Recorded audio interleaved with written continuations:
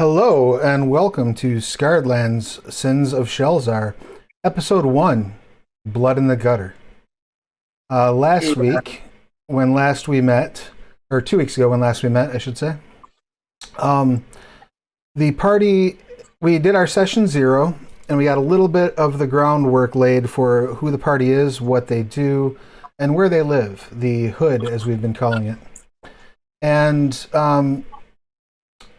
the previous night had been basically the revelry of the Carnival of Flowers. And everyone engaged in the party to varying degrees. And once that party was over, made their way back home. While the celebration was going on, Lulu, the orc pit fighter, was working out at the club, doing her thing. And she had been approached to, what's the best way to put this? Take a dive, throw the fight, misbehave. And of course, she refused, being a honorable fighter. And it seemed, to the best of her knowledge, that her opponent did the same thing. She hit her opponent once, and her opponent, a well-known and renowned ironbred named Firebrand, went down after the first hit, whispering something that Lulu could not understand before he dropped. Lulu attempted to find out if Firebrand was in trouble, only to see them get ushered into a covered wagon and driven off with. While that was happening, there was Haiku was out trying to make a few extra bucks, relieving partygoers of their coin. And he did get spotted at one point by a mysterious woman who was who had a tattoo on her neck of an Ouroboros, serpent eating its own tail. And that struck him as a bit odd, but he was pretty sure that he managed to shake her. Now, while the party may not yet be aware of how these events tie together, they certainly do. And we're going to dive right into that and find out how this session. But first, I'm going to fix, because we just had a camera issue. So allow me to get that fixed real quick. Sorry, I don't know what happened. It closed my program. I don't know what happened either. It respaced you. So it's not nearly as big of the issue as I thought it was. Give me just a moment to reorder our cameras, and while I'm doing that, so you had all found there was a body that had been unceremoniously dropped off on Lulu's stoop just as she returned home from the fight. And several of you had run over to sort of check out what that was all about. And that was where we had called game. So, it is early in the morning, day after the Carnival of Flowers. There's a corpse on your lawn that I believe a couple of you noticed who dropped it off. And yeah, I know Breck, and then I forgot who else was there. Breck is definitely there. Haiku had run up. Charlie had run up. Might have been me. I kind of feel like I was being... You were looking out your window. You had been slothful the day before, but woke up in full command of yourself with none of the sins possessing you at this point. So, let's get it on. You have this corpse laying here on your stoop. Lulu, what would you like to do? How close is everybody to the corpse? Well, Do I see them too? Yeah, oh yeah. If you look and see it astral, you'll be able to see exactly how far apart everybody is. I believe Ithrin is down in, or was back by her entrance. I don't know why you're up there, Ithrin. I think your entrance was down here. And Aland, you had stayed in your shop, correct? Yeah. As had you, Charlon. So this is kind of more of an accurate. On the street itself, you see Firebrand laying here dead. Charlie, Breck, and Haiku. So I'll probably look around and be like, "Oh shit." A reasonable I'll response. be like, "Everybody saw I didn't do it." I definitely didn't do it. No. Hey, don't look at me. I'm gonna have finger guns ready for one of my wizard spells, and I'm like, "What's going on? What's going on? Let's open it out." These guys dumped this body on my porch. This is the guy I fought tonight. So you fought the dead guy? It was illegal. Was it to the death? Did he No. look like this when you left? No, he was still able to talk when I left. Okay, because I'm pretty sure I saw somebody shovel him out or like do the dump. Didn't think it was a body. Definitely thought it was something more exciting. So what should we do about this? Should we call the cops, or are we gonna get in trouble from the cops? How, like, as far as the society here, what's Well, murder is usually punishable by years of hard labor, depending on the circumstances of the murder, anything up to execution. Usually that's only for a noble, though. If you how kill... good is our justice system? It's known to be for sale. You can Oh, certainly buy your way out or buy your way in. Or buy someone else's way in, I guess I should say. So I'm gonna look over at Haiku and be like, "Hey kid, can you get rid of this?"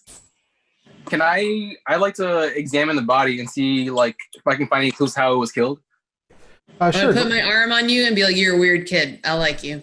Go ahead and make a medicine check if you don't mind, and you'll need to get up to the body to do that. So go ahead Can and I move help yourself him? over there. Yeah, you can help him. So you can make this check with advantage, Mike. Okay, sweet. First roll is a 3, and second roll is a 16 with a +1. Go team. Much better. Excellent. So it looks like the body died from blunt force trauma, repeated blunt force trauma. It looks like they were beaten to death. You would guess by either like a large spherical object or someone's bare hands. So is this guy like important to anybody? Is this like, is there any like feelings about him being dead or what? I don't think he had any connections from what I knew of. He kind of seemed like he was here against his will. Musician lady, do you know this person?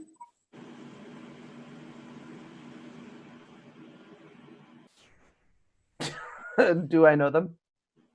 Well, we ran over here together, so I don't know your name, but I don't think I know your name yet, but I'm curious if you know this person. Yeah, you've never seen them in the neighborhood before, so you don't know them, Charlie. Yeah, so lady with the guitar outside my shop, is acquaintance of yours? Not anyone I know. So, kid, can you get rid of him?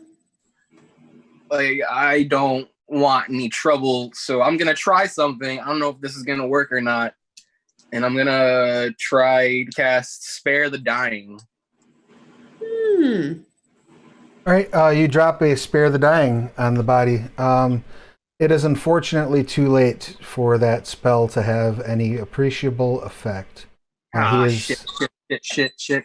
dead and long dead. Whilst you're casting that, Tan, while you're sitting and sort of watching from your stoop, I would like you to go ahead and give me a perception roll, please. I got a 13 plus perception is 15. Okay. You see a couple, 4 guards approaching from the north. They will probably be down here in about a minute. How big is the body? It's a ironbred. They're not small. That's a horse, right? Horse person, yeah. So about 7 to 8 feet tall. Probably, your guess would be about 300 pounds. Okay. Listen, I can't be here when guards come by here, so we gotta figure this out right now. You don't know about the guards yet, boy. It's true. You all don't know about the guards. I think I politely go over. I'm like, oh, guys, it's great to see everyone out this great, beautiful morning. Let's pick our drunk friend up and go inside. You want to touch it? Inside my house. It's just a body. Come on. I mean, it's just somebody sleeping. I don't know what it is, but I think it's a great idea if we do this now and somebody looks pretty big. I think you should do it. And Can I chip in here, Travis? Oh, absolutely. Yeah, you're kind of poking your head out, and you can hear them from where you're talking. I'm getting some weird feedback from someone, so if you're not actively talking, please make sure you're muted. So Ephraim will pipe up, you can bring him into my house, she says, obviously gesturing towards the sewer. Go ahead and make a perception check for me, Ithrin, as you're saying that.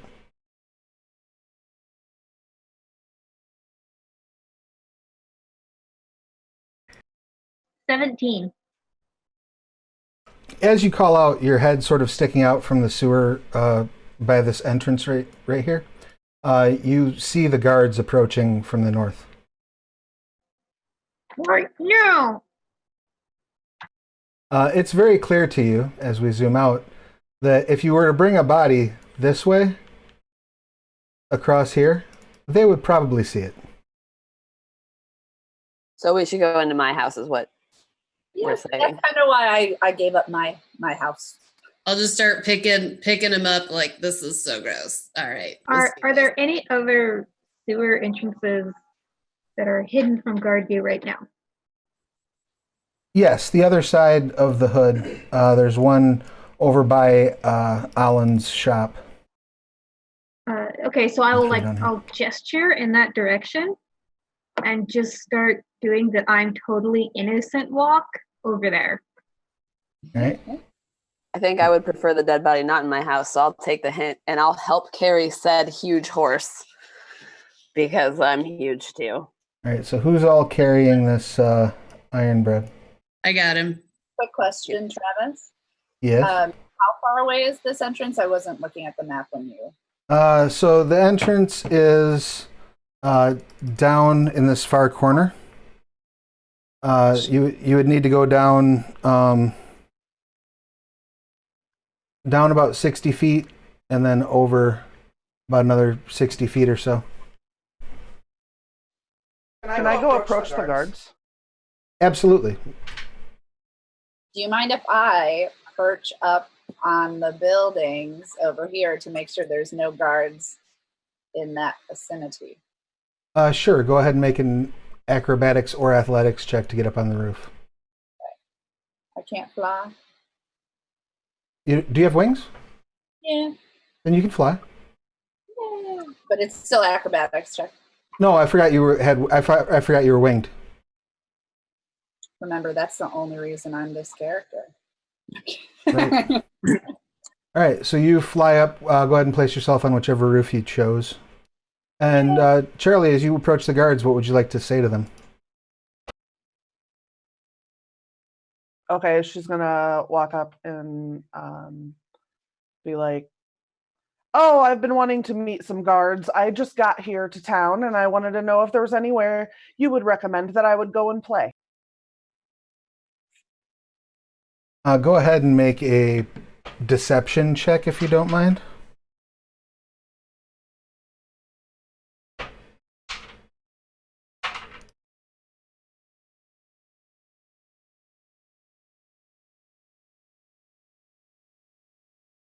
17. Excellent. They pause for a moment and say, "Excuse us, Miss. Not to. We would be more than happy to help, but we are on some official business right now. However, I do know. Let's see. You probably look a little bit too classy for some of the joints in this neighborhood. No offense. You might want to check at Jester's Warren. That's probably the nicest place in this part of town. You could earn some good coin there. Jester, well, that reminds me of a time when I was playing over in a city a couple blocks away from here, and there was a jester there, and he really pushed my buttons. You know, some of the jokes he told were so incredibly inappropriate, and the other ones were just boring. That sounds awful, ma'am. Can you excuse us, please? We're told there's something down here that requires our attention. Oh, by all means, if something needs your attention, then, you know, that reminds me of this one time when I was at my friend's house and I was trying to get his attention, but he just wouldn't pay any attention to me. And I kept telling him these stories, and it was like he wasn't listening at all. That provides you all enough opportunity to absolutely run over to that other entrance. Who is carrying the corpse? Me. Excellent. All right, so the two I'm of kind you. of like leading them. I know the sewers too. All right. Is anyone else going that way? I'm probably like holding the sewer grate open for them. Be like, next left. Okay. I'm Let's. definitely on the roof, but I will follow them once they get into the sewer because I'm here to help. So, Alland and Charlung, you both very clearly see this occurring down at the bottom. You know, because you were both kind of on your stoops, and you absolutely recognize that's an iron-bred body they're carrying down to the sewer. Alland. Do I know the Iron Bread? Like, I look over and I'm like, I wonder if I know that guy. Go ahead and make a perception check for me real quick.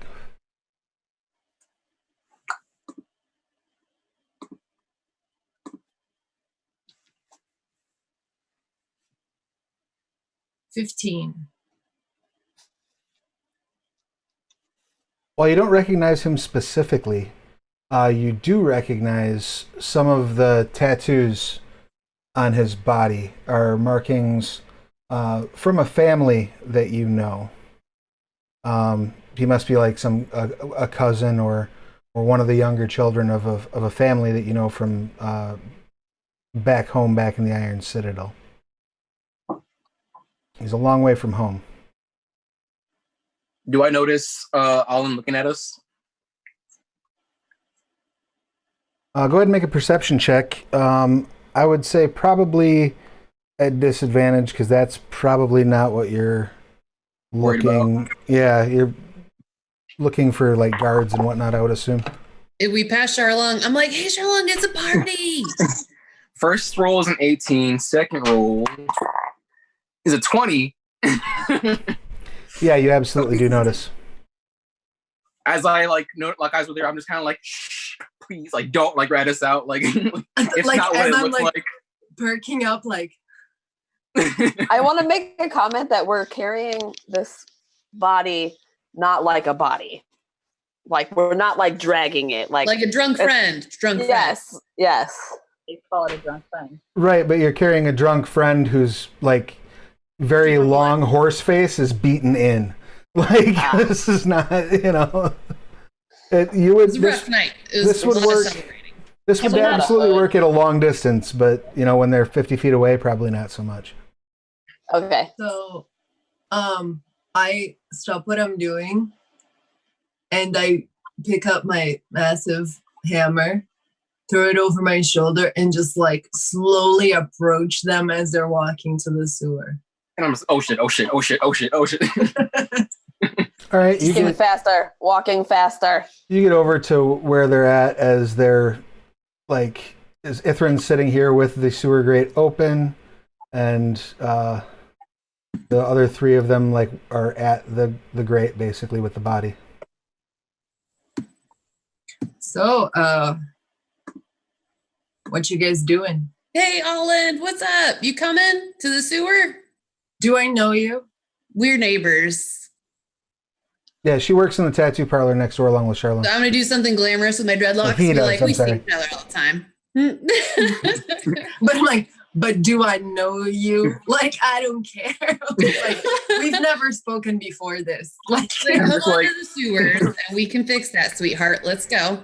I'm was like, gonna that go was not ahead a and good take time the to body discuss and the jump man. in the sewer.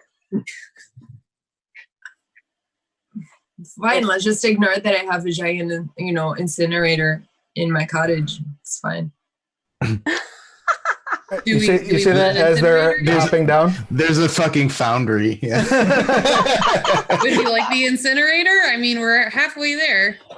It's always lit. Like, I'm always working. But, I'm just like, let's go into the sewer where we can like, get are you caught. serious right now? Are you like shitting me? Right, like I don't know if I believe her. Yeah, you're just down with this? This conversation is about to She's take still, like- longer than the other She like one. breaks up all our parties all the time, so it's fine. If she says something, she'll do I mean, if you have an incinerator. it. We need to make a choice like right now. Okay, I'm double going time, incinerator. guys. Double time. Let's go. About this time, Charlie, they've finally sort of pushed past you. You're welcome to keep walking and talking with them if you'd like to, but they're really like, we really need you to move along, please. So incinerator? Yeah, everyone agrees? Yeah, we're going. Run. Do it. Double time. I will lead you to my house in the sewers. It's an And incinerator. We can just burn the body. and, We're going to burn the body. Oh, but I need mulch. and Charlie, are you following the guards, or are you going to let them walk past you?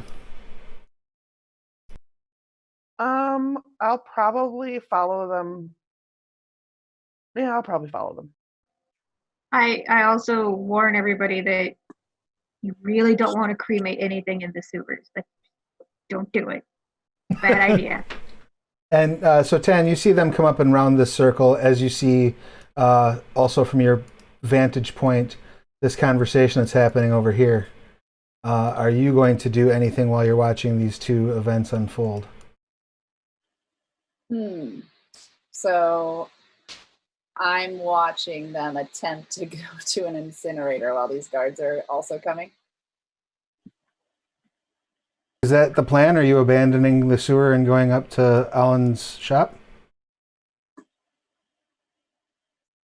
I think at least 3 of us agreed, and 2 of us were carrying the body, so it's going apparently. Yeah, I voted for incinerator. Yeah, we're going to the incinerator. But yeah, everyone is just down. I think if I see the guards go past the kitty cat, Charlie, I think I will post up right here and start meditating my monkly way. I'm going to start playing as I'm walking with the guards, and I'm going to be playing like about how proud I am of the guards and how hard they work, and that they hear us coming. So Oh, I love this character for you. And just so I'm clear, A sample. you're meditating right in the middle of the road, Tan? And in the middle, and my wings are up Beautiful. in the air, and I'm in Indian style or whatever style this is, yoga positional. The head guard says, "All right, enough of this. I need you to move along, please." Starting to me. Yes.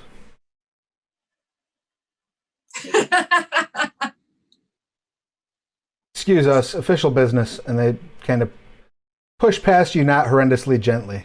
I'm going to start singing about the lady who's trying to stop the guards from doing their very important work. I think because of the pleasurable music, I think I just flap up and I start dancing with the guards. I'm like, this is a happy day. They roll their eyes, and the head of the guard says, "Okay, the Carnival of Flowers was yesterday. But I didn't get to go. You two, go ahead, please." Two of the guards sort of shove past while the other two guards stay, and they're like dancing with you and trying to talk with you. And they stop and start sort of looking around here at the immediate area. So while they're stopped, that certainly gives you all the opportunity to duck up into Alan's shop. Ithrin, were you going along as well? Yes, and as we are walking, I'm going to be like, so who are you and why are you bringing a dead body through the sewers? My sewers. You asking them while you're walking? Yes. Well, don't everybody answer at once. So we abandoned the storage. We're throwing in the incinerator right now. We just found this body. Yeah, we got to What get body? rid of the body. For I don't know someone where it's who- from. You know this guy? For someone who just found a body, you are taking a surprising amount of responsibility for Ugh, it. this is easy stuff. Back in war, we dealt with all kinds of weird. You got to solve your problems. How gets a little weird. That's fine. This is a piece of cake. You want to help? Haiku's having like a PTSD flashback. He's just silent. I'm still committed to what body? You all get inside. Alan, you have the forge fired up, so it's really not a problem to shove that body in there. Yeah, well, we strip it first of any armor or whatever, money and stuff. And then we Finder's throw it- feet. I like your style, lady. Excellent. She can You- keep all of it. You remove the clothing. The clothing was basically just like a very poor tunic. There were no like coin purses or anything like that.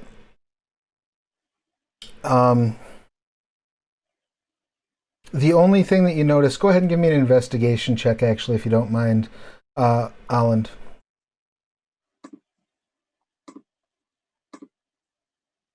$14. Excellent.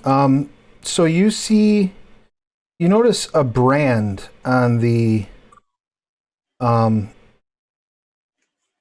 hip of the body as you're stripping it down. You don't recognize the brand at all, and it's certainly not a symbol of the Ironbred tribes. You are pretty sure you've seen it before, but you can't place quite where. And again, certainly not among the Ironbred. It looks like a snake eating its own tail. Would I I recognize make it a from drawing of fighting? it. Hold on, two people asked me something at once. What's that?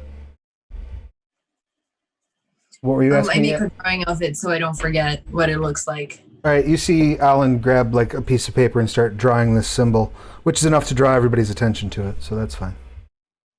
I was going to ask if I know anything about the symbol from like the underground fighting rings. Go ahead and make a history check. If you Can we don't all mind. do that since we're all kind of crowded around in a small room? The only people who would be able to make a history check on this right now would probably be Lulu, and actually Haiku can make one as well.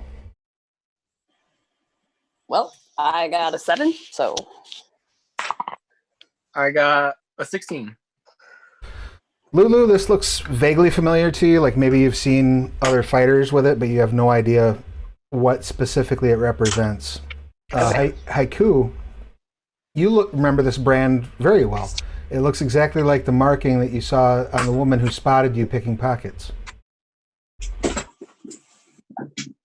I just make a note of that to myself. I don't really say anything out loud.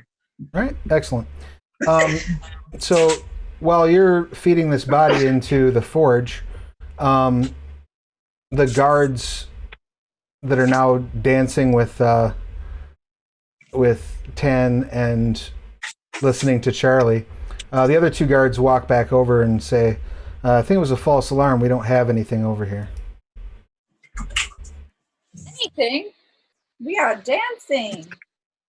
So they went to that spot where the body was found. Absolutely, yeah. Like they knew where they were going. Can I do some sort of check to see if I can figure out why I would think they would know of that? Well, doing that, I'd like to.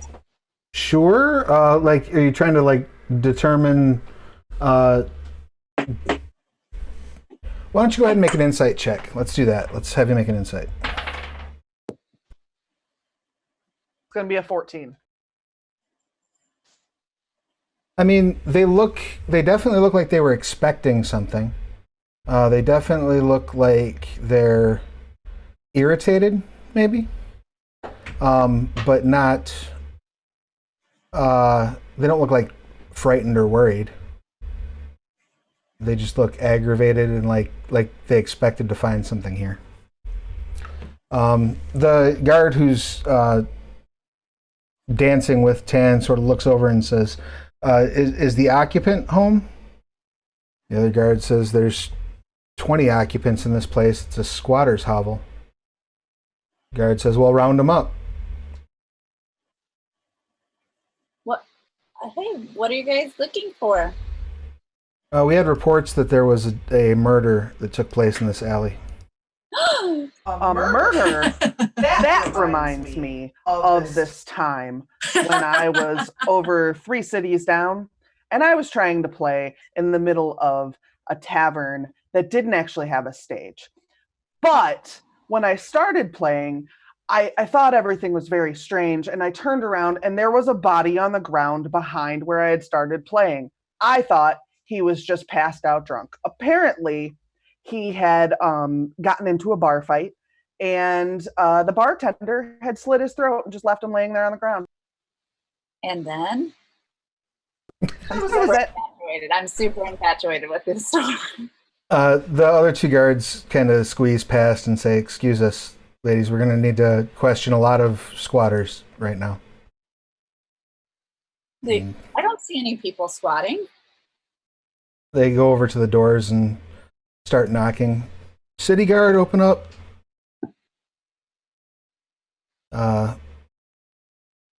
Eventually, an elderly human woman comes to the door. The guards start just asking them what they've seen, what they're, if there had been any noises or anything unusual in the area recently. Are you hanging around while this interrogation is happening? Oh, I'm definitely watching the guards do everything because I am concerned for the people that they are questioning. How about you? I'm going to start playing again. And I'm going to play a song about how the guards are obviously looking for something, but there's nothing to be found. And we're worried that someone is hiding something. Okay. Gonna be now. The guards take probably about 10 minutes to question everyone, and they sort of circle up a little bit and have a bit of a discussion about whether it's worth it to run these people out of this building. Ultimately coming to the conclusion, you hear one of them say, look, we got 5 gold to waste 20 minutes of our morning. Let's just go head over to the split fig, spend our $5 or our 5 gold, and carry on. I mean, no harm, no foul, no body, no crime. Let's get to it. Is it reasonable to then assume that they were paid to come look at this so that someone could get caught up? Absolutely reasonable to assume that. Do I know the tavern they're talking about? You do know the Split Fig. The Split Fig is not a tavern. The Split Fig is a house of ill repute. And more to the point, it's a house of ill repute there are brothels of every imaginable type in Shelzar. The Split Fig is notable in that it's probably the least organized, least clean, and least attended by any sort of authority. Generally, the person in charge at the Split Fig is whichever one of the sex workers there is the least like high at that particular moment. It kind of has a reputation for drawing in all walks of life. Particularly, most of the business there are those who don't have a whole lot of coin. But it is known that a lot of nobles will go there slumming.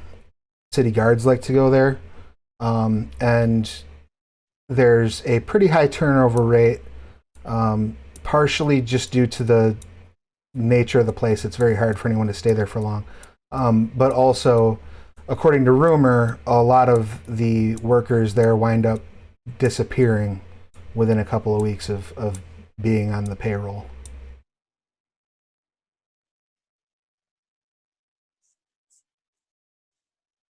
And how far away is that from like our neighborhood? It's basically at the north end of the maze. So it's technically part of your neighborhood. It's probably a 15-minute walk from where you're at right now.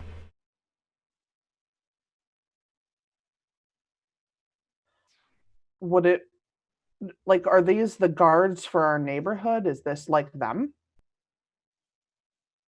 Well, the city guard tends to work rotating patrols, so none of them get too. The idea is that way none of them get too close personally with the people, but they all are vaguely familiar with the people. My question was more, is this all that is on duty right now in this area? Like, would I know then that the guards are occupied? There's generally probably in each district, there's probably 20 to 30 patrol people working at any given point. Now, most of the guards are not going to be walking foot patrol, especially this close to the end of the Carnival of Flowers, because that's all that the guards would wind up doing if they were walking foot patrol right now is waking up drunks and telling them to go home, basically. So they generally they tend to congregate somewhere, be it a gambling house or a brothel, or a drug den or somewhere along those lines, and just sort of chill out and let the day blow over. It's kind of uncommon to see them actually out doing their work at this hour on this day. I am under the impression they went to the sewer, correct? I believe that's accurate. Yeah, the last you knew, that's where they were headed. Then I'm going to head that way to go and tell them that the guards are wandering off and going to go be occupied. Perfect. Now,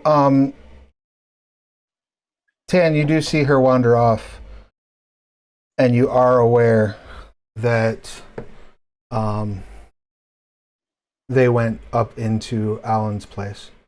Meanwhile, the guards are also, making their way down and around, and they sort of tip the hat to you as they're walking by. One of them tosses a coin, like a copper coin, to you, Tan, and one to you, Charlie. Oh, thank you. I do not usually get money for kindness. Hey. One of them says as they're sort of walking away, if you want more money for kindness, we're heading to the perfect spot right now. The other guard sort of elbows him. God. I don't know. Should I? Charlie's next to me. Yes. Should I go?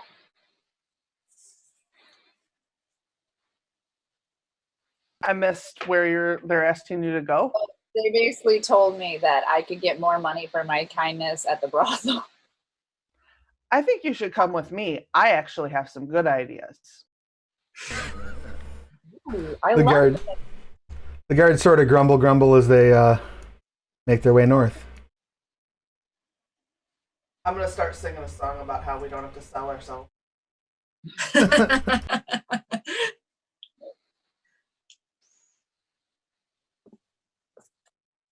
working at all.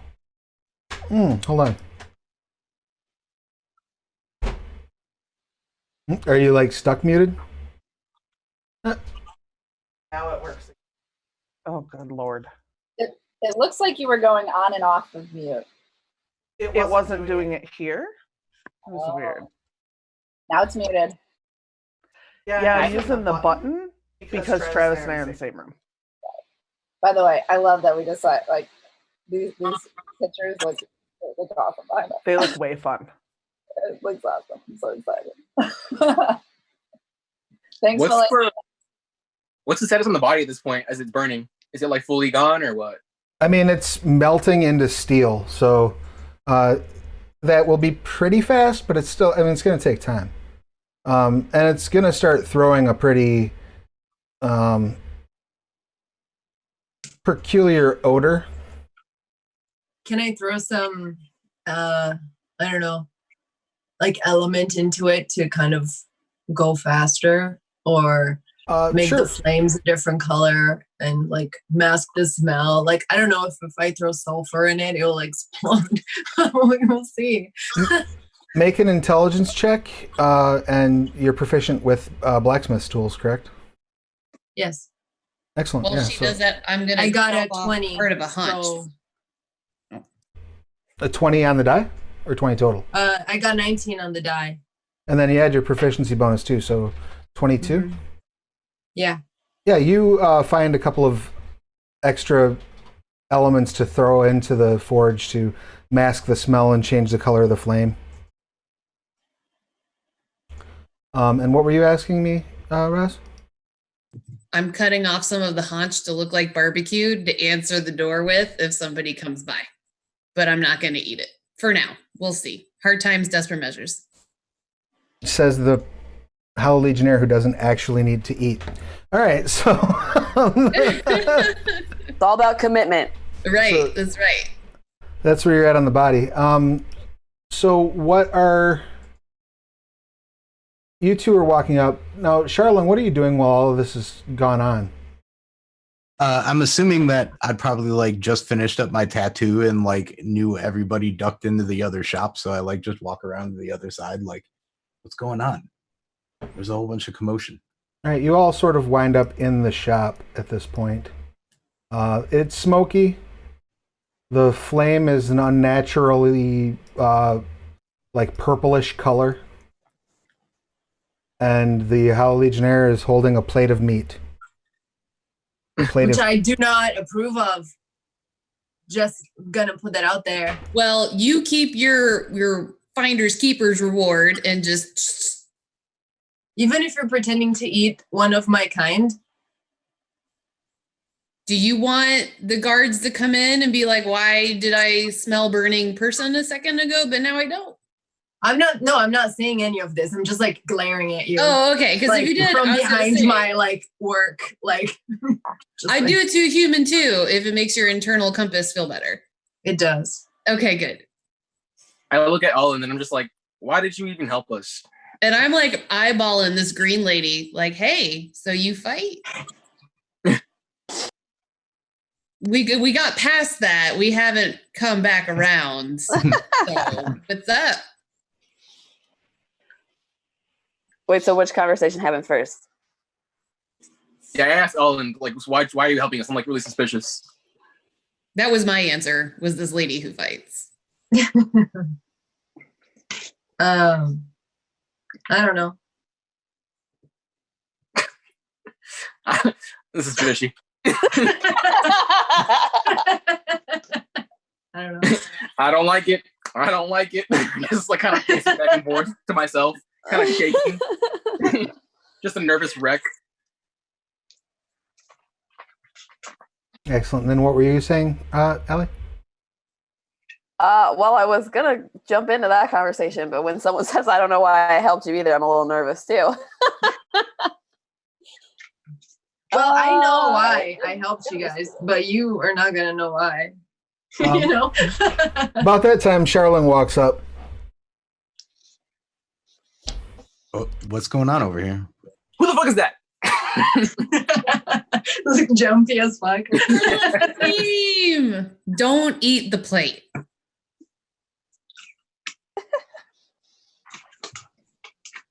I look over to acknowledge that someone has come into my shop and then just look down and continue working on what I was working on.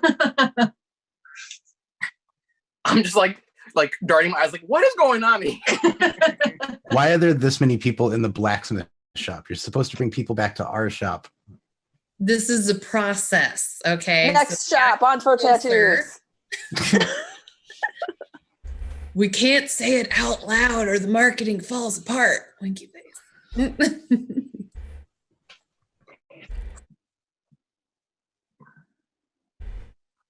But like he said, while we're waiting, so right next door we have a nice sitting area, lots of tools. Anybody want a tattoo? And then I'm gonna like do some of this, some Vanna White at Charlung, who's glowing beautifully with all of the cool tattoos of magic things. Yeah, I'll cast like shape water or something to just trigger the effects. All right, the light emanates out from the tattoos as Charlene lets a spell go. I'll go So get are a you gonna tattoo. talk We about should... why there was a dead body we have to hide? You know, I asked that very question like 20 minutes ago, and I still haven't gotten an answer. Because why would we talk if we could get cool magic-y tattoos? Am I right? I'm gonna start like shuffling people, kind of like, oh, it's this way, it's this way. I'm like pinching myself. I'm like, what is this? Is this like a dream? I'm just freaking out of this whole like lucid experience. We don't know why there was a dead body. That's the answer. I didn't even know there was a dead body. You're welcome. Everybody caught up. Motherfucker. Is that what that smell is? Yes. I like furl up my nose and like walk out, kind of like duck my head around back into my shop. I'll be over on our side. Let me know if you need me for something.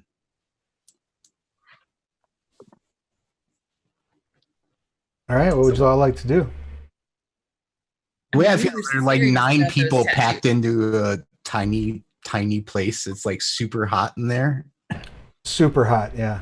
I mean, I'll tell them about this really cool brothel I know about.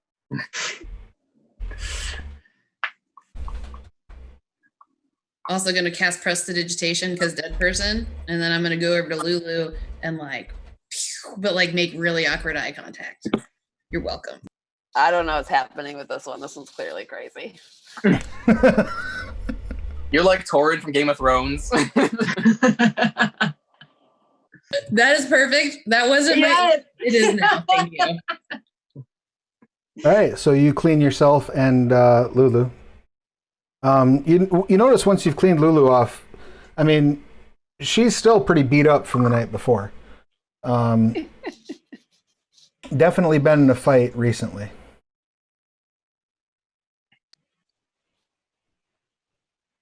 I'm just like, so does anyone have any like reason why someone would have like frame them for murder? Because I'm still tripped out about this, and no one's acknowledging that like we should be. Not in this city. Well, someone tried to offer me money to throw my fight, and I can't do that because, I'm so good at this. And that's the person right here, like this. And that's the I'm person I like so thought. like thrown off that like someone will like deny money that I'm like, excuse what?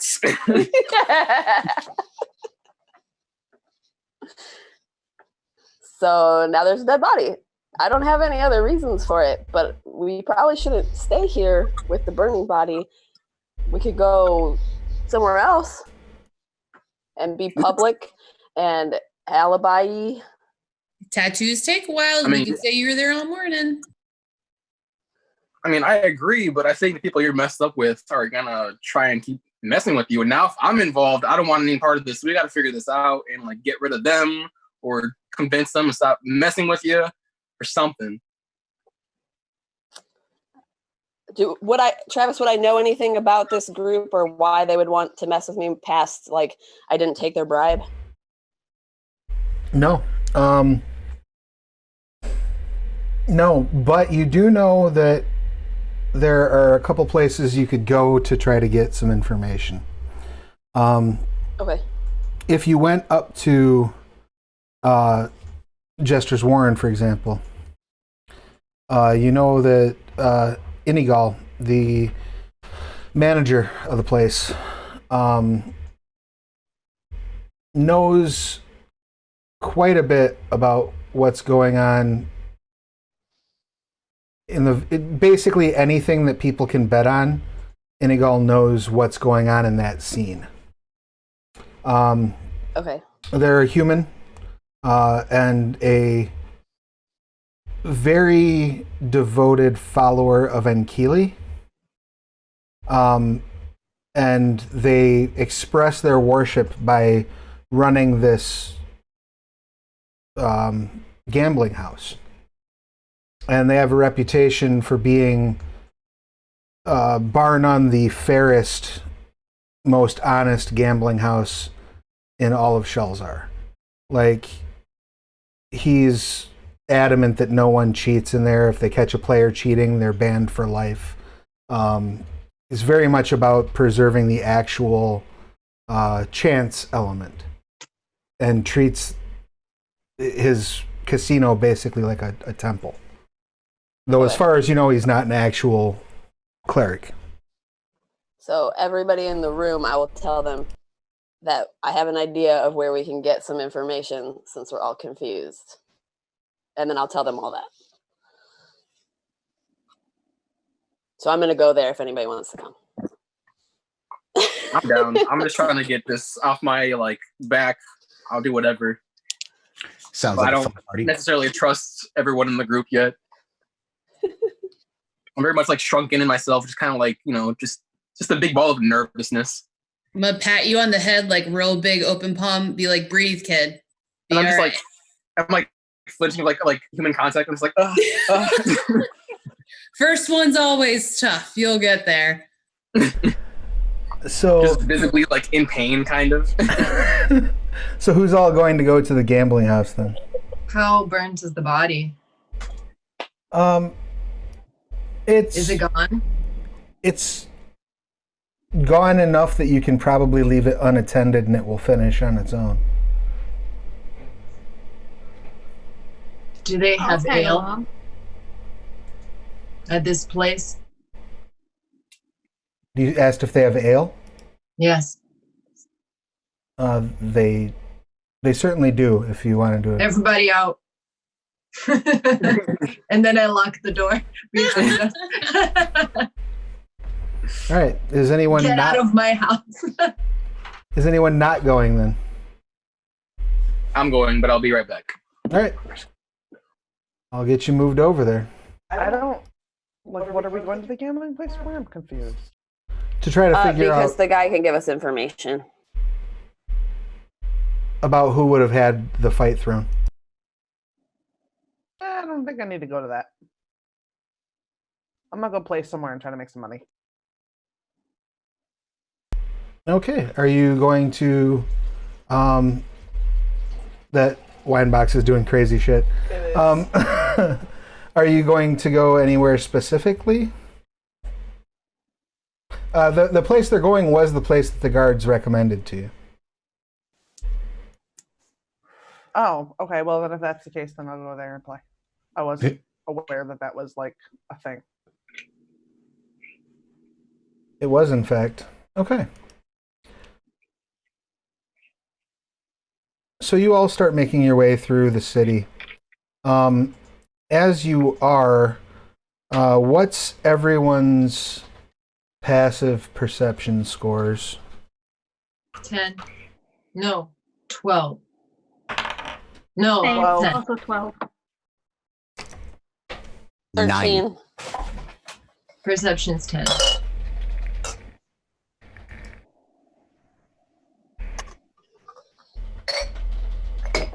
I haven't found it yet. Sorry, 1 second. Same. This is sad. There it is. I found it. It's on the left side of your sheet, right below your 13. ability scores. Yeah. Thank you. 12. Okay, cool. I'm back. What I miss? I just need to know everybody's heading to the casino, and I just need to know your passive perception score. Passive perception. That's 11. Okay. All right. Yeah. Yeah. You make your way to Jester's Warren.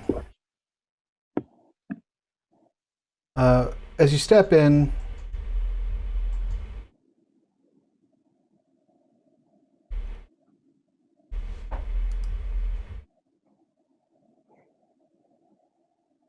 everybody make it to the new map? Yeah. Beautiful. So this is the largest gambling house in Shelzar. As I mentioned before, the owner is a devotee of Enkili. There's a variety of drugs and drink, as well as some of the most attractive sex workers in all of Shelzar. And as soon as you step in, you see most of the tables are occupied. People playing various dice games, card games, other games of chance. There's male and female sex workers of multiple species, just walking up and down the aisles, sort of, sitting in the laps of patrons and bringing drinks back and forth, but always with that sort of flirtatious, very touchy, very always selling more. And you see one of the girls, a ironbred woman, is walking through, and she's just wearing a half top tunic and has a plate, not plate, but like one of those cases like you'd imagine like a popcorn vendor carrying, but it's filled with various smoking herbs and various implements to imbibe drugs. There's a couple of like confections that are most certainly spiked, and a couple of vials of extract, and she's just sort of walking around offering anybody, feel free, and she kind of walks over to you all. Feel free to sample. I'll take something mild. The flower festival was just yesterday, so I probably indulged a bunch then, and I don't really feel the need to right now. Okay. It's like I'm good. I'm on a mission for this owner or bartender, but whenever we get to said owner or bartender, I'm going to order a round of drinks for all of the participants of the body hiding. Is anyone else indulging in any of the smoking herbs or confections? I'll take me some smoke weed, Right. whatever the smoke weed is of the day. All right, I need a Constitution saving throw from Ithrin and Charlung. Ithrin, I believe you have advantage on this. Do they have shots? They do. I'll take one and one for the boy. Boom. It doesn't say on my sheet that I have advantage. Against poisons? Disease. Okay, all right. Then you don't have advantage. I mean, I could. Oh, goody. That's a 20, not natural. Oh yeah, you're fine. Well, you don't pass out, I should say. I'll take it. You have advantage on Constitution saving throws, 10 temporary hit points, and experience intense euphoria for the next 8 hours. Shit. Nice. However, you suffer disadvantage on all dexterity and intelligence ability checks and saving throws. Can you like paste that stat block? Absolutely.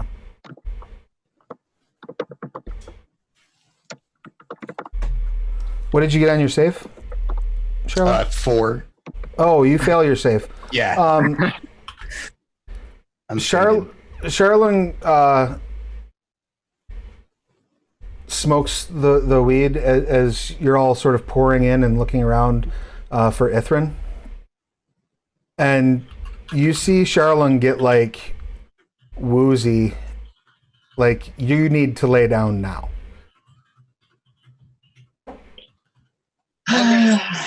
Did they have like a crash Absolutely. And as you look around, you see that bag? there's basically, there's like beanbag couches along the sides of the wall, and about 50% of them are taken up. All right, I'm gonna take a faded out section here over on the side of the wall. All right, Charlene steps over and passes the entire fuck out. I just want to say, I'm feeling really good right now. Really happy I met you guys. And you're my new best friend. Is that too much? That might have been too much, but I really like you. To the bar for some shots for my friends. Hey, you walk over. Yes, I would do that if I had money, but I don't, so I can't. I have a copper coin, and I give it to the rat who's enjoying herself. All right. She hands you a copper. You're all walking up to this central area right up here. Oops. Is where the bar is at. I'd like to talk to somebody about getting into play, and the mute button's jacking up again on me. If I open the Zoom chat, I love that there's a cat spacebar stops working. Sarah and a cat in front of Sarah. Dreamer has a Sarah addiction, so I have no choice. We want He's more super cats in cute. Sarah's picture at all times. Thank you. That's totally fair. All right. So as you walk up, Charlie, you offer to start playing, and they say, "All right, you go ahead." Why don't you go ahead and step into the side stage? They sort of point where I'm pinging. Say that's kind of a relaxation room. They could use some music. I assume you're heading over that way then? Word. All right, you step in, there's 5 or 6 people sitting around, just kind of zoned out. One of them's like staring at their hands. Just doing this number. And you sit and start playing. Go ahead and give me a performance check if you don't mind. Sorry, the cat's stuck on all my cords. I'm like fighting the urge to not rob everybody. I'm just like to myself, like hands on my armpits, just like trying to maintain some self-control. I mean, I'm gonna buy a copper coin worth of intoxicants and share them. By the way, just in general, I feel like I am semi-staring at Mike's character, which is named, I don't remember anyone's name. Haiku. Haiku. I think I'm staring at him like, this is really weird looking. Only Another him. person with wings. The cat, the rat, everyone else, totally fine. But only him, I think, looks weird. Do we get inspiration? You should all start with inspiration, yes. I'm going to use that. I got a 17. Excellent. You go in there and begin performing. They seem to be very pleased with you. Even the person who's staring at their hands, you draw their attention. you set down the copper coin on the bar and ask for intoxicants. The barkeep looks down at the copper coin and sets an empty shot glass in front of you.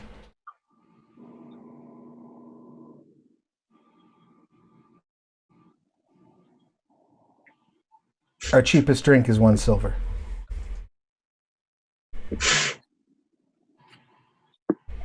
Rachel, that's you. Sorry, I'm super poor. Sorry, what's going on?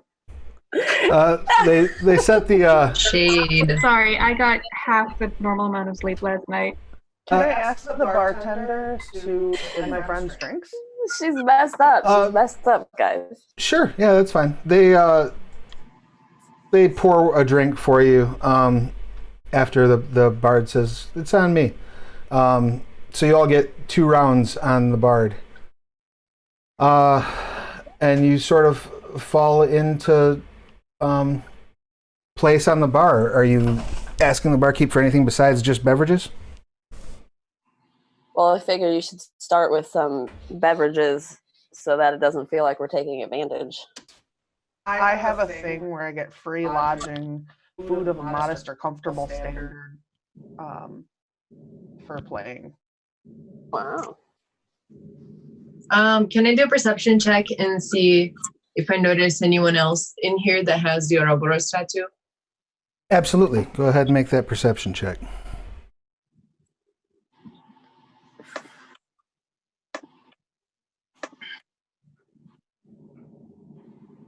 That's 15. You do not see anyone in here with the Ouroboros tattoo. Though, in fairness, aside from the sex workers, the part of the body where that tattoo was is covered on all the patrons here, which was the hip. Where his was, right? But Right. I'm assuming people have those in other places. Yeah, you don't see anyone with it on their exposed skin.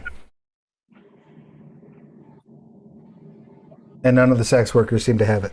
Though several of them do have tattoos. And a couple of them,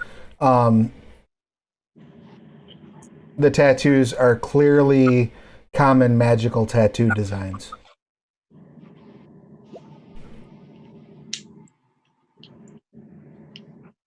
I reach in my pouch and I take like a little piece of like nondescript food and just start eating from my pocket. Right on. I stare at him while he's eating out of his pocket. I'm just still eating and just looking at you right in the eye. We're just having like a lightning Yeah. kind of between the eyes, like We're being like chicken with our eyes, just who's gonna look away first? I do not partake in beverages, so I feel like whoever looks the most thirsty, I would give my drinks to. Oh yeah, we have drinks. I'm gonna take a shot. I like pound one back too. I think I feel bad for also looking oddly at Haiku, and I might give him one of the drinks. Did we get multiple drinks? I thought you said we had drinks. You each can get up to 2 rounds. So I will give Haiku a drink, and then I don't know who else is close to me, but I do not want this beverage of mine. I want to give it to people. All right, you slide one to Haiku and the other one over to Lulu. I just pound them both back. All the drinks I have, I just pound them back. Haiku, go ahead and give me a Constitution saving throw, please. Here we go. That's a 12. All right. Yeah, 12. You are not poisoned currently, so you're not currently drunk. But you do feel like a pretty good body buzz going on.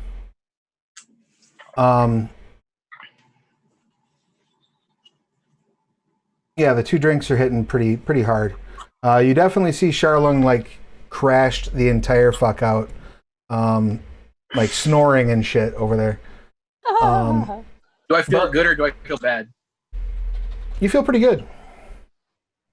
You feel pretty good. Like, man, I feel good now. Like, what are we even here for? I'm just having a great time. Like, how are you guys doing? You know?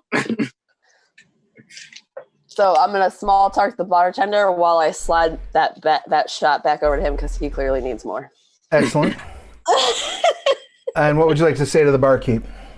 I'll just start with like basic small talk and then kind of lead into like the fights and how some guy tried to offer me money, but I would never do that because I know this guy is an honest guy, so he would want to tell me about some stuff. Go ahead and make a let's do a persuasion roll, and let's give you advantage because you're in your element. You're talking to people you know. All right. God, I suck at rolling. Let's see, persuasion.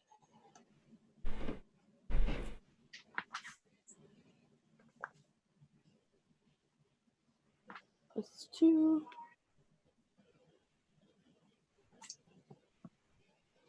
$11. Okay. They say fighting's not really what I'm aware of. I could probably set you up a meeting with Ithrin, but he is with Ithrin. I'm sorry. Could probably set you up a meeting. With Inigal, but he's pretty busy today. You free tomorrow? Depending on how this goes, I don't know. Is there anything that I could do to convince him to be less busy today?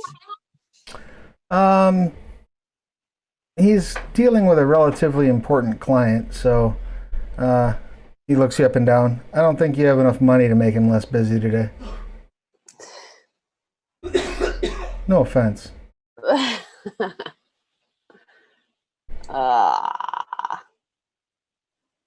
I wouldn't do anything underhanded, so.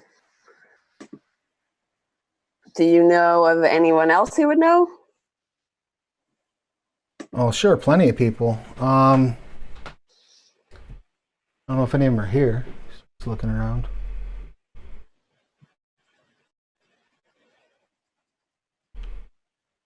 He says, "Oh, I know one person you could talk to. I mean, if you want, I know that Mistress Shatai works over at Bellsmith's Bliss, has been showing some interest in the fights lately. She might have a little bit of a insight into it. But I think honestly the rumor is she's been going down to the pits because they're looking for more security at the Bliss." Are they in danger of something? Overhandy customers?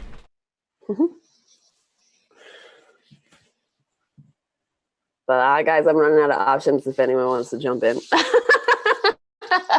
I'm not drunk or anything, but I'm also enjoying how happy everyone is here.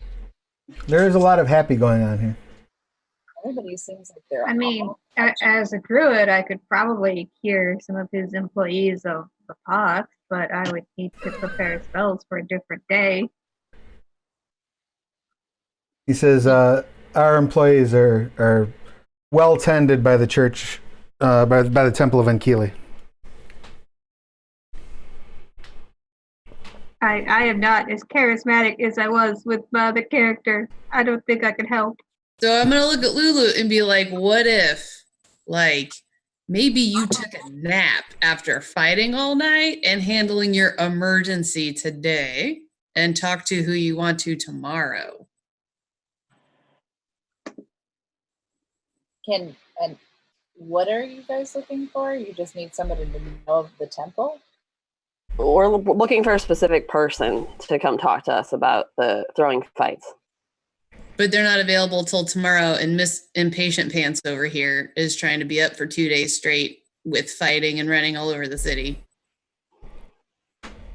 Okay. Can I try to talk Depending them on into- where the nearest latrine is, I might have a way in. Can I try to talk them into letting us? I like your style. Oh, sure. If you wanted to come over and ask the bartender some questions after your next set, you're welcome to. Good. She's probably better at this than I am. Yeah, I'll make sure to be like, these people are all right. I'm just trying to get them a little bit of help. Is there any way we can get in, a little earlier? Go ahead and make a persuasion roll. You'll have advantage because you did well with your performance. I think everyone's gonna shrug. I mean, like, I guess we could start a brawl. That would get his attention. 23. Damn, Sarah. He says, all right, I tell you what. I'll ask the boss if he's willing to talk to you. You just gonna leave your friend sleeping over there? Who is it? Charlene. So got a carrier. I'll grab them. I'll grab them. The question is, can you? Come on, friend. They say Charlene's a snuggler. He'll never tell you, though. the barkeep says, is your whole group there planning on going back and talking to the boss? No, just like 2 or 3 of us. Oh, 2 or 3, come on. I'll go. I'm happy. I think it'd be overwhelming for everyone to go, so I would think Lulu should go at least. I haven't drank anything, just saying. That might not be a bad deal then. I'm And immune to drunkenness. Oh, And of course, I'll get back to playing and make everyone happy again. I will try and get the whole bar singing drinking songs. okay. I found like a random like worker there, and I'm just like kind of just talking to her and like about like my time as a conscript, and I'm like the war, man, like it really is like the war, man, it changes you and like it makes you a different person. This is like a really weird whose line is it anyway? So I've got Charlie is going back to perform. Charlie, as you're crossing back to perform, go ahead and give me a perception check real quick. Unnatural 20. Okay. You notice a woman in a black cloak. She's got it pulled down, the hood pulled down. And you do see that she has some sort of a marking on her neck that looks like it might be that Ouroboros. It's hard to tell at this distance. But she is... How do you spell Ouroboros? Ouroboros.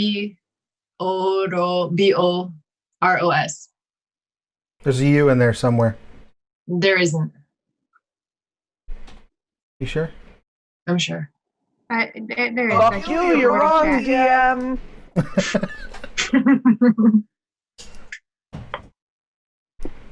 The confidence with it, like there isn't though. Just there isn't. So, yeah, you see this woman, human, dark-haired. That would be a terrible Scrabble word, by the way, Ouroboros. Yeah, it would be. And she's making her way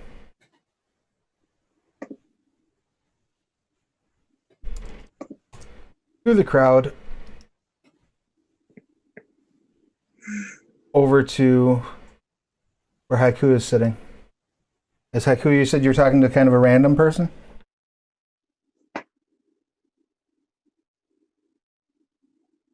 Yeah, like a random worker who's just like trying to like do her job, but I'm like, no, listen to me, you know?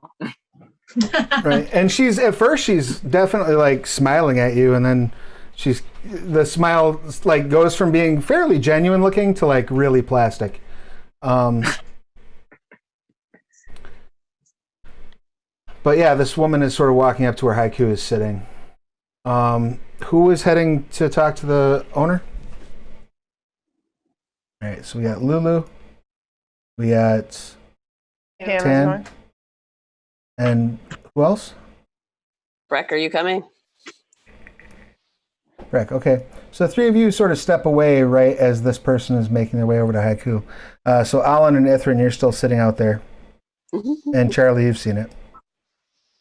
3 of you are escorted back to a room.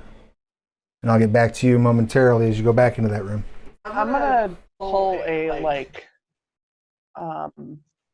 Weird Al in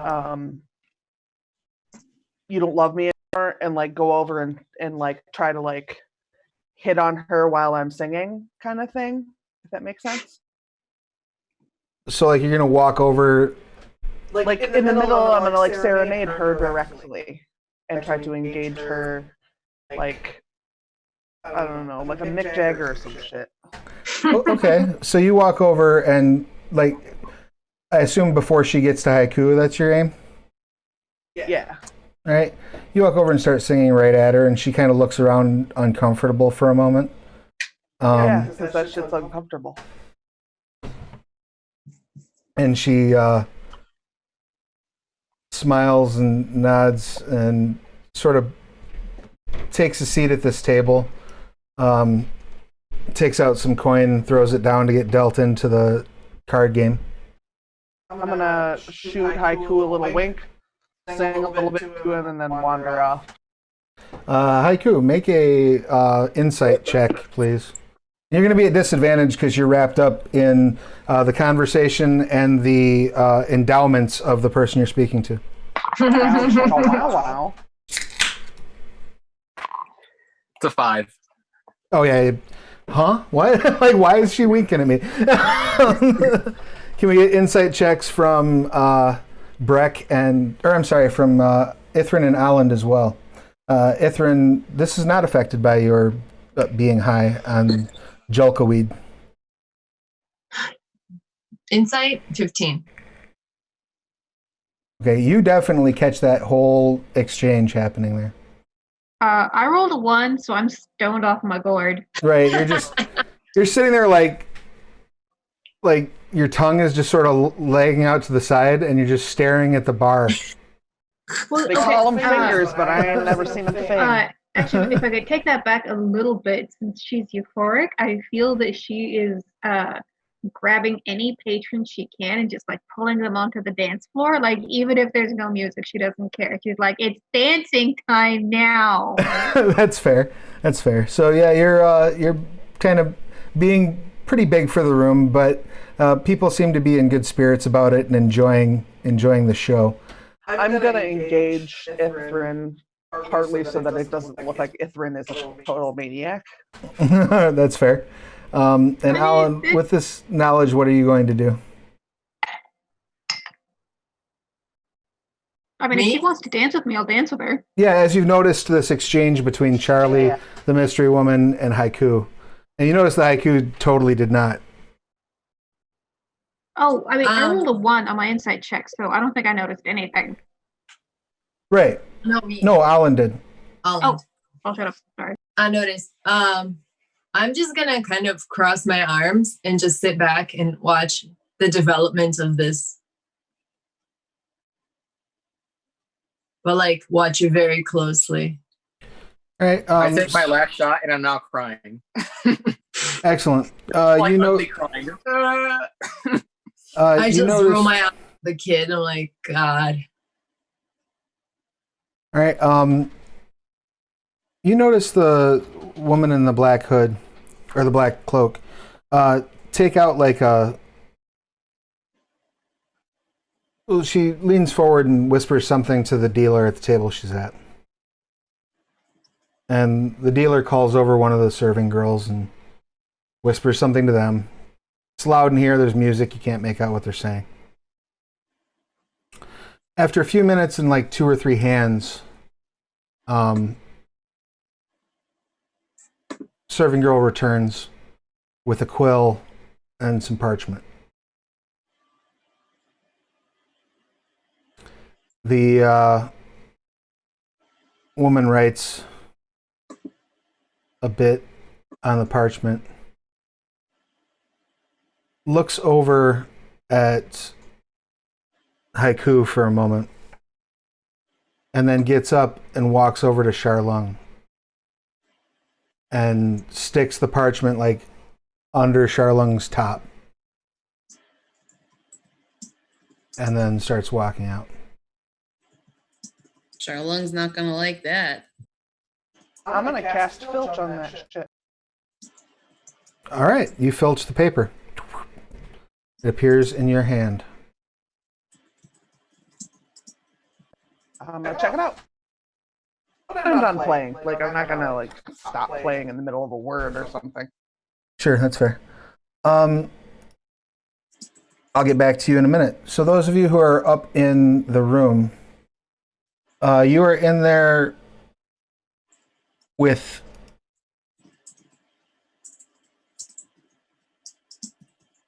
two people. As you're taken into the room, there's two people sitting in there speaking. Inigal, who is the owner of the club, who you're probably the only one who recognizes them, Lulu. I assume the rest of you don't frequent this place that much. The other person present, though, you absolutely recognize, as they are a relatively well-known high priest. The high priest of the Temple of Ankili is in here as well. Am I on like friendly terms with either of these people? You probably know the owner personally. I wouldn't, friendly's probably a strong term, but you get along. Cordial, yeah, that's probably what I'd be looking for. Ishella, the high priest of Ankili, everyone in town kind of knows them to some degree. They're basically a local celebrity. And they're known to be, they're pretty popular among the people. Tend to be very outspoken about numerous political causes and trying to make the city as profitable and fun for people. And despite the fact that the Carnival of Flowers just ended, they seem very well rested and very cool, calm.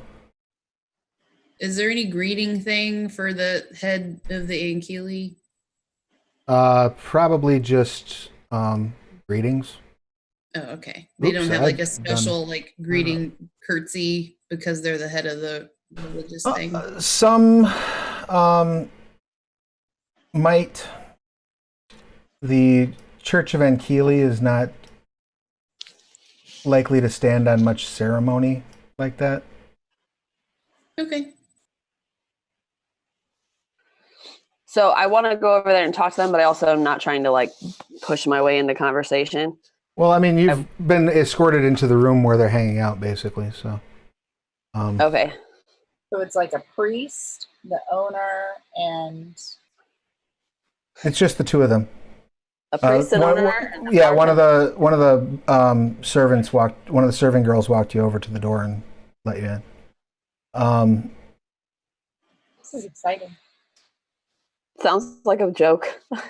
Yes. A priest and a bartender and a fighter walk into a bar. The tiefling, an orc, and a ghost. Ishella's human, non-binary. They have short blonde hair that's like super messy. And right now they're not even wearing like vestments. They're just wearing like a loose tunic and breeches. Hot. Okay, so I want to go over there and talk to them, but I'm gonna, start with polite and like, hi, small talk. I don't know if I know my friends' names, but I'll just say these are my friends. They're great people. I think Yeah, it's safe to. I'm sorry. Go ahead. Up on the giant orc and be like, hi! Like I want to like jump on the giant orc. I think it's fun. That's fair. Yeah, you know their names at this point, so you can certainly introduce them. And they're kind of looking at you, patiently. Ishella says, "Would you care for to share with us?" And they pass you the pipe that they have in their hand. I will let Breck take over all the pipe smoking. Absolutely. That's what Breck was for. Yeah. And you're immune to poisons, is that correct? Yes, go team. All right, yeah, you smoke it. It doesn't have any effect on you. I don't smoke. But I'll keep talking and kind of get into the fighting stuff and say that we feel like there might be, well, I feel like there's people after me. And I'm trying to look for some information. And if you could help me. Do I know anything about the religion of the lady sitting next to? About the priest of Enkili? Yeah. Yeah, so Enkili is the trickster, also a storm god. Very much domains of like games of chance, humor, pranks, not always. Well, then I'll definitely bring up how they tried to cheat. Okay. Definitely Excellent. make a point to bring that up.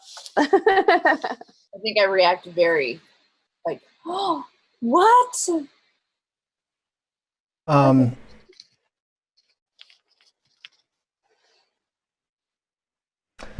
Aishella just kind of listens intently, not really saying much. And Inigal says, "What can you tell me about the man who asked you to throw the fight?" I'll describe him. He's a little halfling, chubby, carrying greasy hog leg with him.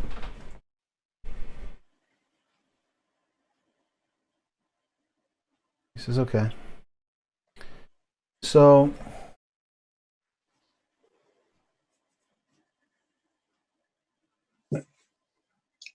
I've heard some rumors going around. Nothing terribly substantial. But the man you describe sounds like I lead some credence to it. There's a businessman in town. Oddly enough, he runs a bakery and various food preparation and shipping sources. Is a man by the name of Pawnless Finn. And for some reason, not quite sure what, he has taken some, shall we say, extra interest in the pit fights. He's always been a bit of a gambler, but over the past month or two, he's not only sponsored a number of fighters, he brought in 2 fighters from Bangsfall, and his bet, well, it's impolite to talk about precise amounts, but a small fortune in the pits. Now, correct me if I'm wrong, you do mostly the what we call the exhibition fighting, yes? That's the one where they don't kill people, right? Right. Yes. See, that strikes me a bit odd because Pawnless has been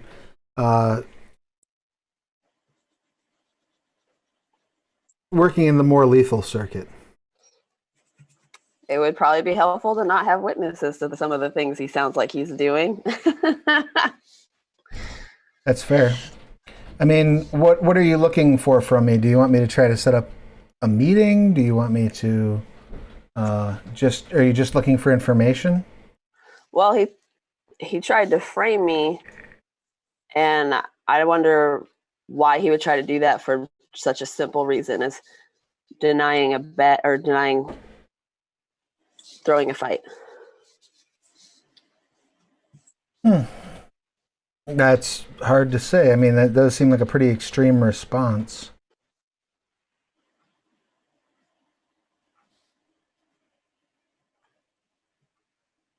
I can have some people ask around. Now that you mention it, he has a seneschal who is rather fond of one of the young men in my employ. I don't know how prone the seneschal is to pillow talk, particularly about work, but I can I can ask Reginald if he can squeeze a little information out of the young man on his next visit. That'd be awesome. Thank you. Happy to do so. Aishella leans forward and takes the pipe back from Breck. Says, you should go get some rest, child. You look like you had a rough night. All right, I'll let Tori and Roz if they have any comments or anything they wanted to talk about. I'd be like, so do you know of any work for this lady who's obviously a skilled prowess fighter, now unable to go into these echelons because of cheaters? It's real extra, all of it. I think I'm like all coddling Lulu. I'm like, oh my goodness, it's so hard for you. I'm very entwined with her story. Inigal says, I mean, if you're looking for security work,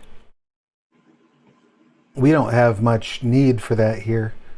But I do know some of the other dens in town do, if you're trying to get out of the fights. If you're looking for management representation, I don't do that personally, but I can put you in contact with some reputable people that will ensure you don't have any more entanglements like this. I do like that idea. You know, they'll take a small fee, but they'll also get you on good cards. Well, why don't you come back through, go get some rest, as the high priestess or the high priest had recommended, and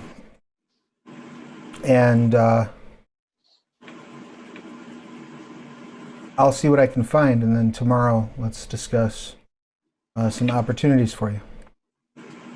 Sounds good. With that, we can go back out by all the crazy partiers. Yep. So as you're getting ready to go back out, now by this point, Charlie, you've filched that document, and you're able to see it. It's written in Shelzari, which I believe you speak and read. Is that correct?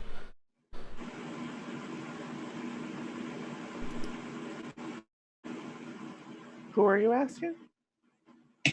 You. Oh, yes. Okay. Yeah, it's written in Shelzari. Sorry, I'm getting used to hearing that name and connecting it in my brain. I understand. It's written in Shelzari. It says, I believe you to be in great danger. Meet me behind... Let's pick a spot. Meet me behind Bones's dicing house at sunset. And then it just has the little Ouroboros symbol written at the bottom.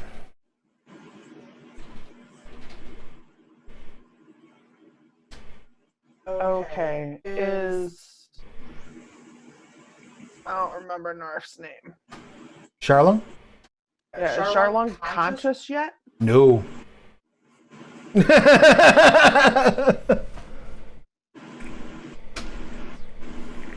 isn't unreasonable for me to think that they mean us, right? Based on her attempt to contact Haiku.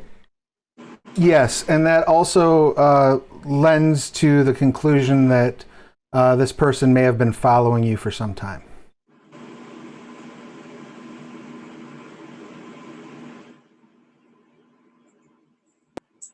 What would be needed? Like, can I ask around and see if somebody has like a whatever would wake Charlong up? What would that be? I know it would be like a store? The barkeep says, we keep antitoxin here, but I can't just give that out to you. That's going to be 10 gold. Oh, I got that. Okay.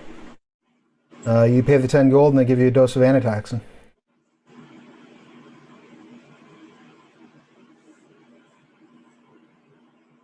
So the letter was for Charlong? It was for any of us. Charlong was just the easiest person to like give it to. But I'm going to go They ahead tried and haiku, right? Then Charlong, so you'd assume it's our whole party. right. I'm going to go ahead and wake Charlong up, and the first thing I'm going to say is, you need to split that 10 gold with me. You can do it later, but like that's a lot of money. And Charlong, you sit up like whoa when that antitoxin hits. Like you're snapped right out of it. I know you were having fun, and I'm sorry. You're muted. Sorry. I was probably like swimming in the primordial plane of water. Right, like life. Sorry about that. I'm glad you were having fun, but this is a problem. And I need you to make a wisdom saving throw at disadvantage, please. Me? No, Charlong. Oh man, hitting me with the saves.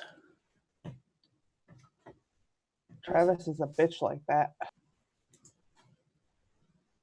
It's truth. Oh. So you have the worst hangover you've ever had in your life. You feel like you have been run over by an awful cart and then had the awful cart emptied onto you and then were forced to eat your way out of the pile. Like that's how you feel right now. Does your wounds work on a hangover? No, they would need something to remove the poisoned condition, which you will be suffering for the next 8 days. I'm sure I can find someone with remove poison. The only other way to get rid of it is to take more of the Julka weed. Nice. I kind of vote for that one. How much is a hit of that to go? You can get a hit of it to go for 5 silver. All right. I'll pull out. I'll give the 10 gold back to Charlie and give the bartender gold for 2. Let's call it 5 because I also like stole something out from under your shirt.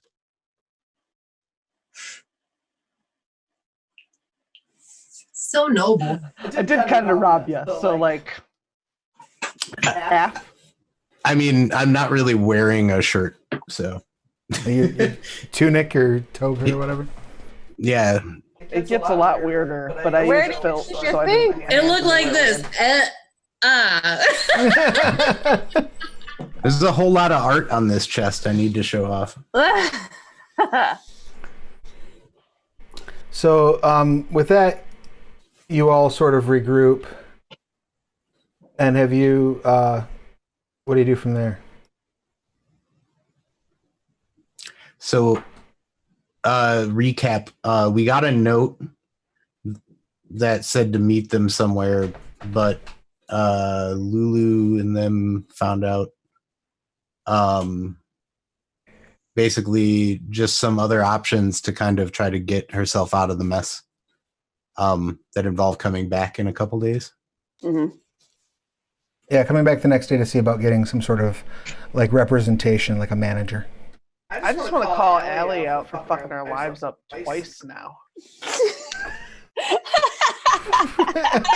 Wise. I have to go in and mess shit up, but I don't leave. I stay for the resolve.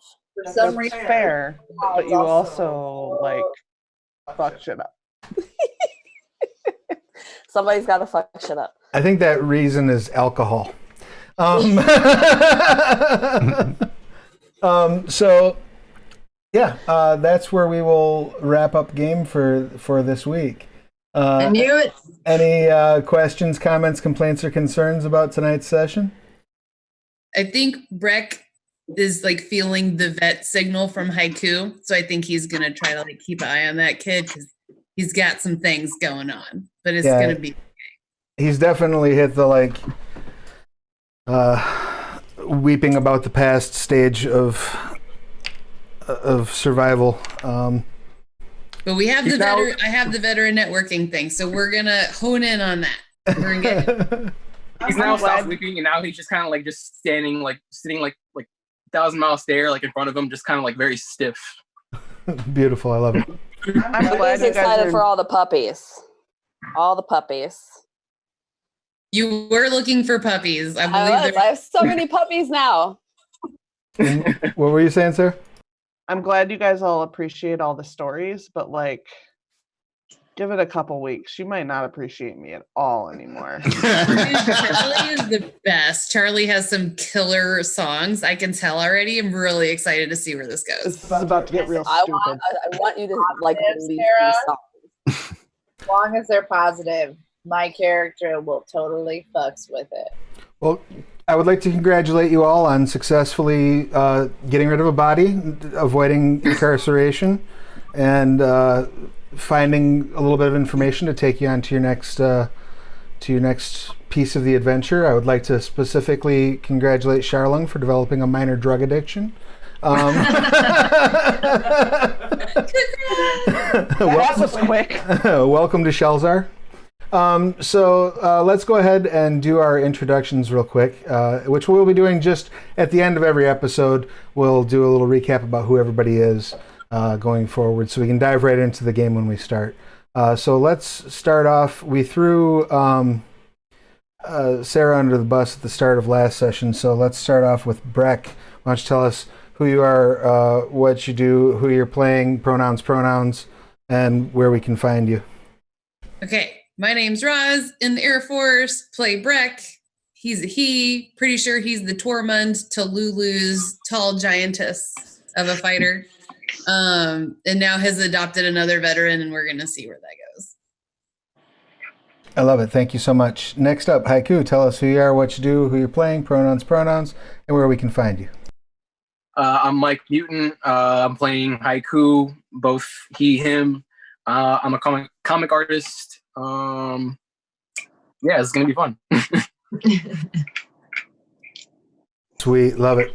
Next up, Ithrin. Tell us who you are, what you do, who you're playing, pronoun, where we can find you. Hey, me and Ithrin, Sewer Druid, we both use she, her. You can find me Stolen Fires on Twitter. You can find me tomorrow night at the Onyx Path official channel, where I'll be running a Changeling the Dreaming Chronicle. You can also find me this weekend at Gehenna Gaming's virtual horror convention, where I'll be doing 4 panels about horror and LARP and horror and roleplay and costuming and a bunch of fun stuff. Yay. Rock and roll. And yeah, definitely check out the virtual horror con. That looks like it's awesome. Yes, put on by I am Gehenna Gaming. not running. I'm not running any games because my panel schedule just didn't facilitate that. But there are a lot of really cool games being run, some streaming, some not. So if you're like camera shy about, oh, I don't want to be on camera and streaming, there's still going to be a lot of games run, I guess, privately. Go to GehennaGaming.com. There's still tickets available. Proceeds go to coronavirus charity. Nice. Definitely check it out. It's a good event for a good cause. Next up, Lulu. Tell us all about you. Hi, I'm Allie. I play Lulu. She's she, her. I'm just in sales, so I'm in pharmaceutical sales actually. So. Well, you must be a busy bee right now. I don't do any. Oh yeah, right. I'm the only one who's benefiting from this, sadly. I don't really do anything exciting, so this is my excitement. I like playing with all these people. They're super fun, and I'm super excited that. I'm just excited for Sarah's stories. They're cracking me up.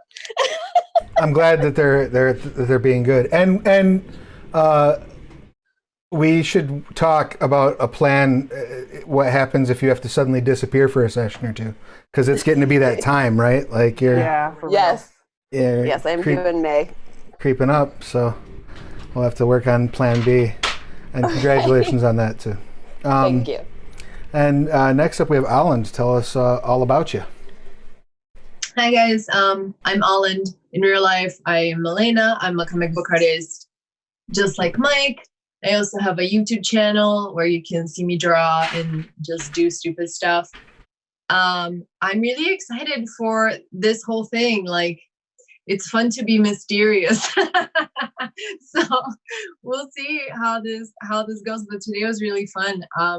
Yeah, like I really like Charlie's stories. Like they're cracking me up. And it's really fun to see Tan just be this kind of like wide-eyed, like innocence, like, should I go make money at the brothel? Like, no, bitch. Like, It's very amusing to me to watch the two of you almost entirely switch characters in this campaign to what you were playing last time. And because Mike and nor Milena said anything about it, I'm going to say something about it. Mike and Milena did the art for our tokens and for the opening animation and all that jazz, which is super fucking cool. And if you want to show them how much you love their art while also having it to use for your own Scarred Lands projects on the Sluritian Vault, you can actually go pick it up over at Drive-Thru right now, and they get the money from it, and then you can use these beautiful pieces of character art in your Scarred Lands books. So check that out. yeah, check it out. And where else can we find your stuff, Milena? Just MilenaDeneno.com, and I'm Milena Deneno everywhere, and I do all the things. So Twitter, Instagram, Twitch. It's just all my name, first name, last name. Go follow her everywhere. Go subscribe to her YouTube channel. Where she does the YouTubes. And yeah, next up we've got Charlung. Tell us all of your deets. Yeah, I'm Corey Frang, they, them, playing Charlung, who's they, them as well. And as a orc sorcerer from the elemental affinity of water, and a tattooist. And I don't really have anything interesting to talk about with regards to what I do at the moment, but I'm a software engineer, and I like to write fun game-related stuff. And I might have something to plug in a little bit. Ooh, exciting. I look forward to hearing about that.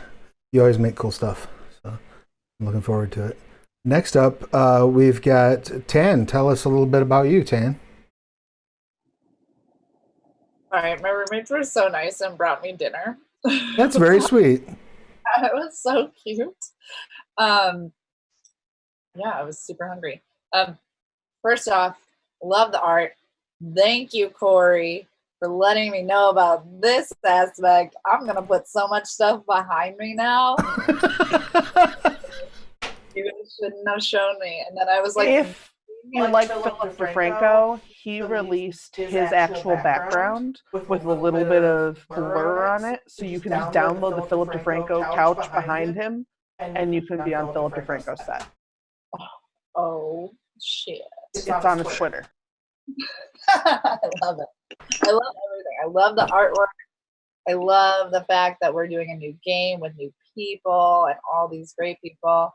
I teared up when my sister was talking about her baby. It has been a night for me.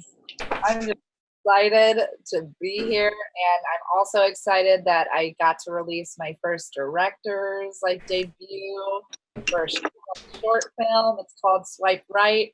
Yeah, it's about dating apps too, but it has awesome fighting stuff, and there's She-Hulks and Red Hulks and all this good stuff. So I will put it in our little chat if you guys want to see it. And if you guys want to share it, awesome. And I live in LA, and that's what you're hearing behind me, is LA is still happening. And it was funny, last night, me and my roommate heard ambulance. I thought it was coyotes because I was just like, I was like, it's so dead here. And then it was like, I was like, oh, coyotes. And then we're like, oh no, it's still ambulances. It's just sirens. That's awesome. And I've shared the link to Swipe Right in the chat over on Twitch, and we'll be sharing it in the description on YouTube as well. And finally, we've got Charlie. Tell us who you are, what you do, who you're playing, and all that good stuff. I am Sarah Chernobyl. I'm playing Charlie. And yeah, I'm she, her. Charlie is she, her, but Charlie is fairly androgynous in general. And yeah, Zilmus was very quiet. And I can't even think of the second character's name because I'm drinking. My second character, whose name I can't, Aralai, was pretty mellow because she didn't know anybody. So Charlie is like a whole different world for me, and it's gonna get real bad, and I'm real sorry, you guys. You think it's funny now. I love I'm it. so excited. So I am an author, and I am an author tuber. So I'm over on YouTube. On Friday nights, I do write-ins. I'm also right now Thursday on other people's channels. There's like a whole chunk of streaming going on because it's Camp NaNoWriMo, which is like a summer version of National Novel Writing Month, where everybody writes like you have like more adjustment and stuff. So there's a whole bunch of writing stuff going on. So if you're a writer, or if you're interested in like productivity sprinting, like where you spend 15, 20 minutes working, that's a good place to go. And yeah. Excellent. And finally, I am Travis Legg. I am the dungeon master for this. When I'm not dungeon mastering here, I am the line developer for Scarred Lands. We have a whole bunch of new stuff out. The latest thing that released was Yugman's Guide to Gelspad Part 2 is now available at DriveThru. So head over there and pick that up. We've also got... I know a lot of local comic book shops are closed right now, but you can still, and local game shops as well, but you can still order hard copies of the Scarred Lands book through Indie Press Revolution. So if you want a nice, beautiful hardcover version of the Scarred Lands book, like this one right here, you can get that at Indie Press Revolution. I just shared the link to that in the chat. Speaking of things that are now available in hardcover, I also have done a lot of community content for Scarred Lands, not the least of which is a campaign called Vengeance of the Shunned, which is released through the Sluritian Vault, which is their sort of... it's basically like the DM's Guild, but you get to make things in the Scarred Lands universe. And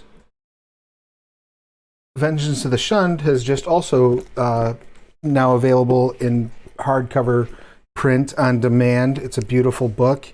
This is a level 1 through 15 campaign for Scarred Lands, and I highly recommend you go pick that up. I'll throw the link to that down here. And we've also got a quick start that lets you... It has everything you need, so including the basic Dungeons and Dragons, the basic 5th edition OGL rules, I should say, and pre-generated characters from the novel Vigilant Through Shadows and Dreams, which is set in Scarred Lands. It's got the stats for the characters from that novel that you can play, and a full adventure. So it's literally everything you need to play. And right now it's pay what you want, because we know everybody's stuck at home, and one thing that you can do while you're staying the fuck at home, as Samuel L. Jackson would say, and socially distancing, is you can hop on a program like Astral Tabletop, which is what we use for our virtual tabletop. They're one of our sponsors. You can hop on there and play Dungeons and Dragons with your friends across the country, like we're doing right now. It's really easy to do. You get a little video, software. Everybody's getting Zoom nowadays so that they can, video conference to work anyway. So just use a Zoom call and get Astral Tabletop, get that pay what you want quick start, and start playing Scarred Lands like tomorrow. It's real easy. You just go and you do it. When I'm not doing that, I am the programming coordinator over at the Onyx Path Twitch channel, where Rachel and Tori will be playing Changeling tomorrow. We have programming going on there all week, including some surprise programs. We just did a meat grinder over the weekend that was super fun. So with everything going on in the world right now, we're trying to get as much extra programming up there as we can. Make sure you're subscribed and following over there so that you don't miss anything. And make sure that you've followed and subscribed here, because that really helps the channel out immensely. If you are a Amazon Prime user, you get 1 free sub a month. I would love to be your free sub. I would also love it if Onyx Path was your free sub. So either one of you have 2 options that will make me happy. And if you want to get a look at what I'm doing behind the scenes, you can support me over at patreon.com/Travis Legg. I think that's pretty much it for this session. We are doing the episodes up on YouTube, and I'm figuring out what we're going to do with the podcast. I think what we'll end up doing is just changing out the Extreme Drowist podcast to this one. So if you're already subscribed, it'll follow over. And then just making Extreme Drowist Season 1 and making Sins of Shelzar Season 2. I think that's what we're going to probably do. But if that changes, I'll make sure I let everybody know. I'm at Travis Legg everywhere on the internet, so come follow me and say hi. And thank you all, audience, for tuning in and hanging out. Thank you to my beautiful, amazing players for coming on this journey with me. I'm super excited, and it feels so good to be like, you have to hide a body from the city guards, and you're all scared that the city guards might get you because you can't just sneeze and kill all the guards in town because you're first level characters again. It's neat to be back to that place. We don't have to be. I mean, we don't have to be first level. The power is in your hands, Travis. That is true. I'm enjoying first level. We might hang out there for a while. Travis, Patreon one more time because I'm so serious. I have not ever done Patreon, and I'm about to do it right now. Patreon. It's patreon.com/Travis Legg, Legge. I know how to spell Patreon that. is awesome. There's lots of content. It's I'll super put it in the good. fucking chat. I'm dumbass. Sarah's gonna spell Patreon for me too.